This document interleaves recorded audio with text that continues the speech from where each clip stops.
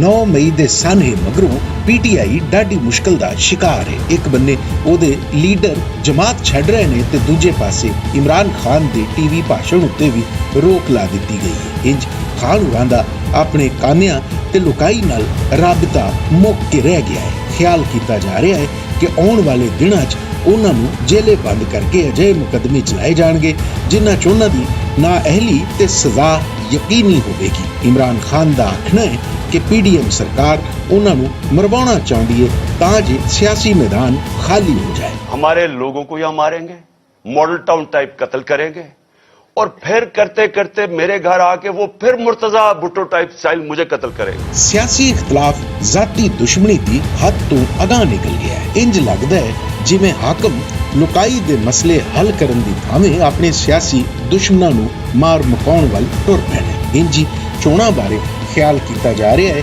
कि यह गल उदों ही तय होवेगी जद इमरान खान दा मक्कू ठप्पिया जाएगा। इस गल उत्ते PDM सरकार दा हिस्सा बणियां सभ्य जमातां दा एका है। इस मुल्क में जो तराजू है उसके दो पलड़े बराबर नहीं है, तो पहले तराजू के पलड़े बराबर करो फिर इलेक्शन कराओ। रियासत दे मुफादा दी कीमत उत्ते सियासी फायदे हासिल करने वाले हाकम होर किस हद तक जांदे ने ते अवाम दा होर किन्ना इम्तिहान लेंदे ने। ये गल वेला दसेगा ते सही गलत दा फैसला तारीख करेगी।